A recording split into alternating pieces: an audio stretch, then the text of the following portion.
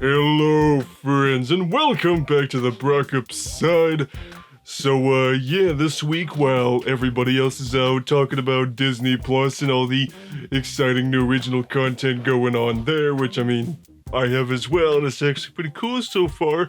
There's also one more very important thing that was coming out this week that I'm not sure a lot of people are talking about, actually, and that would be the return of my all-time favorite childhood show. Which, if you couldn't tell by the background stuff, that of course would be Blue's Clues. And if you guys haven't already, please consider hitting that subscribe button if you live talking by movies, as well as the occasional Nick Jr. show. So, sometime last year was announced that Blue's Clues was making a comeback with a brand new host for a whole new generation of kids, and yeah, I was extremely excited about that because even though it's a show designed for preschoolers, it's probably one of my favorite kids shows ever, if not my absolute favorite. I have just so many fond memories of watching that show as a kid, watching all the VHSs and stuff. It was something that myself and a lot of kids my age and my family got to kind of experience together, so that just made the whole thing extra special. And on top of that, just a show that holds up very well even when you watch it when you're older, because it's got some really great, lovable, memorable characters, some great songs, a nice premise, and overall it's a show that I think the parents and the kids could enjoy, and it was also a massive success as well. So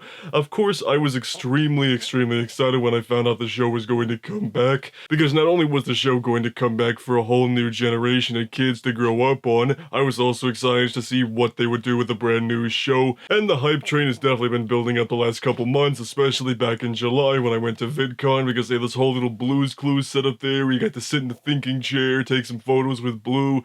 That was really cool, and it brought out the inner child in me, which is great, which is also where I got this super dope Blue's Clues shirt, which is really cool. But yeah, fast forward to this week, and the first 3 episodes of the show are now available online for everybody to watch, and of course I did naturally watch them, and yeah, I think I could safely say that my childhood is back! So right off the bat, when you go into the first new episode of the show, now titled Blue's Clues and You, just have that proper distinction between this show and the original with Steve and Joe.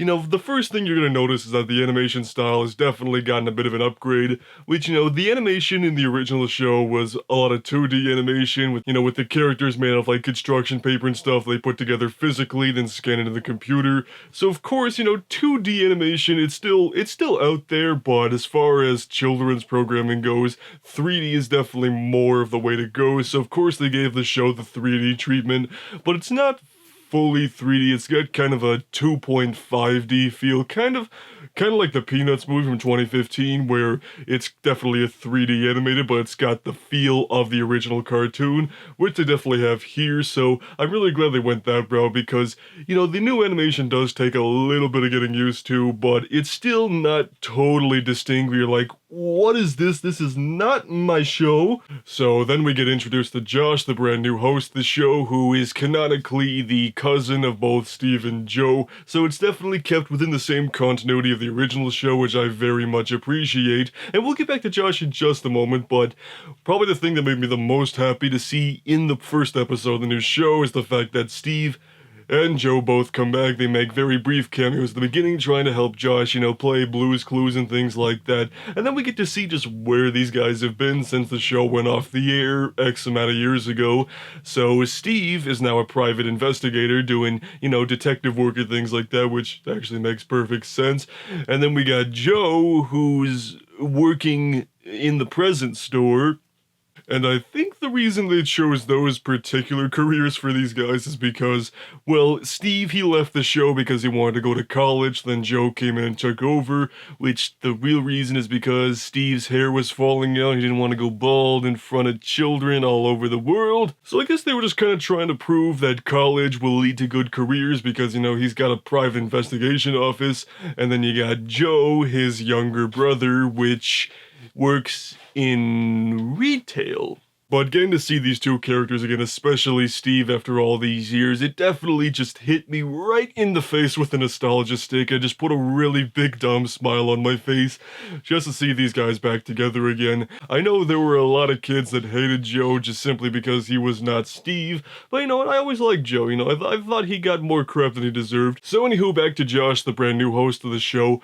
Within the first episode, I thought, you know, Josh is okay, you know, it kind of felt like he was trying too hard in the part, you know, because it felt like he was just trying to be Steve 2.0. You know, he seemed just a little more animated than he really needed to be. You know, like, haha, hey guys, let's go play Blue's Clues. Oh my gosh, we got a clue, we gotta put it down. Oh my gosh, we gotta go to the thinking chair. But then after the first episode was over and we got into episodes 2 and 3, I felt like Josh kind of started to come into his own with the character and started to, you know, kind of be more himself, do what he can do to bring new life to the show. You know, I think he started to get a little more comfortable in the role after episode 1 because, you know, the first episode's like he's probably got those first episode jitters and it's like, oh, I'm taking on the reins of this insanely popular show from these two guys, so it's like, I'm not really sure if I'm gonna do a great job. So, and on top of that, Josh, he's got some serious musical pipes. He's a really good singer. I look forward to hearing more of his musical pipes as the show progresses.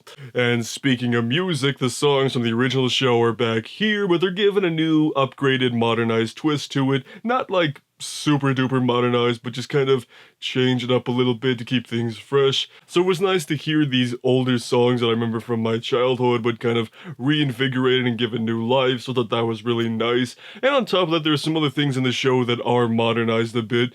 You know, like the handy dandy notebook is not just a simple notebook anymore, it's a combination notebook and a smartphone. Like on one side it's a notebook, the other side's a smartphone, you know, where Josh can video chat with people or read emails and stuff. So I was kind of concerned what they were going to do with the handy dandy notebook, because it's like the prop in the show, but I think they did a very good job of keeping it classic, but also giving it the 2019 approach, because I kind of felt like they were going to do something kind of digital with it, you know, a smartphone type thing, but I'm really glad they kept the physical paper notebook thing in there as well, and also I think it just looks kind of cool. When they eventually release toys of that notebook, I'm buying one. Although there's one act of modernization in the show that I kind of have some minor issues with. So, of course, the classic mail time segment is back, where Josh would sit down in the thinking chair, Mailbox would deliver the letter, and then it would be like some kids doing some fun activity relevant to the episode. So that is back here, but now it's all emails, which, you know, I get it, you know, and kids aren't exactly writing letters anymore, so it makes sense, but like, but it almost kind of makes the Mailbox character a little irrelevant, because he's not handing Josh the letters anymore, because Josh just opens up his phone and be like, oh look, an email, which is a real bummer because I freaking love Mailbox. He's a great character, and I think the way that they can make him still relevant to the show and the mail time segment is if he delivered some physical packages once in a while, you know, like maybe some kids send Josh and Blue some goodies or something, you know, or something relevant to the show, so it's not just emails and video messages. So that way Mailbox still has a legitimate reason to come through the window and be like, here's your letter, clunk. I'm not really sure what the whole clonk thing was just now, but yeah, whatever. And as far as other characters go, we got basically every classic character from the original show back here as well, including Tickety Tock, Slippery Soap, Mr. Salt, Mrs. Pepper. But there was one particular fairly major character from the original show that was sorely missing from the first 2 episodes of this show, which was starting to make me a little suspicious that they cut her out of the show, and that Mr. Brockopp was gonna have to go out and do some vigilante justice over it. I am of course talking about Side Table Drawer, the character that held the handy dandy notebook and would give it to Steve and Joe at the beginning of every episode so they could start the adventure. She was totally not present in the show whatsoever for the first 2 episodes, and I was starting to get a little perturbed by that. But then in episode 3, she came back, gave Josh the notebook, and then everything was good. So, whew, really dodged a bullet there, because I thought I was gonna have to do something about that. And somehow we've made it this far without talking about what the individual episodes are actually about. So as far as the playing the Blue's Clues game goes, it's the same formula, you know, paw prints on things, handy dandy notebook, mail time, skidoo and things like that. But one thing that was kind of odd is that the premises for these first 3 episodes are definitely just recycled storylines from the original show. You know, like there's one about Magenta coming over for the day, so, you know, they gotta figure out what does Blue want to do with Magenta, or, you know, what's some important news going on in the household, which it took me a second while watching them where I was like, yeah, these are just plot lines from the original show. You're not gonna go and recycle every single story from the original, are you? Because then that kind of brings the question why you would even try to bring the show back. So, I mean, I understand they probably did quite a few different stories in the original show, so they might have a little bit of trouble coming up with new storylines, but I don't just want to see the exact same stories all over again, especially since one of them involves Mr. Salt and Mrs. Pepper having even more babies because, you know, they had Paprika, then they had Cinnamon, and now they're having twins. Why does this couple keep having so many babies? And I of course do understand that this is not a show designed specifically for somebody my age. It's designed for preschool age children that, you know, probably have no idea what the original show was, so they're experiencing all of this stuff for the very first time. So I mean, it's, of course they wouldn't know about all of these. Some of them probably don't even know what a VHS tape is. So I mean, in that regard, it's not really a huge deal, I guess, because what really matters is a new generation of kids get to grow up with this show, and if the storylines are familiar, so be it, I guess, you know, as long as they learn the important lessons and the critical thinking skills that the show was trying to promote all those years ago when I grew up on it, as long as I can do that now, that's really that's really all that matters, really. So as long as the children get what they need out of this show, like I did, then the show succeeds. But of course, I'm gonna keep watching this show just because I'm a very nostalgic boy and I want to see,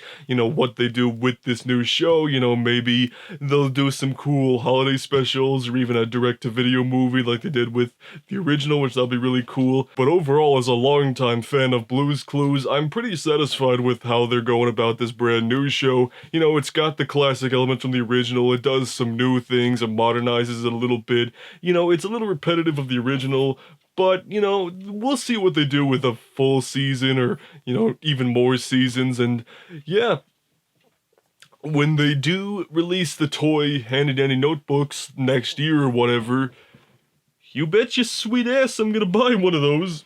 So, those are my thoughts on Blue's Clues and you. And again, if you guys haven't already, please consider hitting that subscribe button if you live talking by movies, as well as the occasional nostalgic Nickelodeon shows.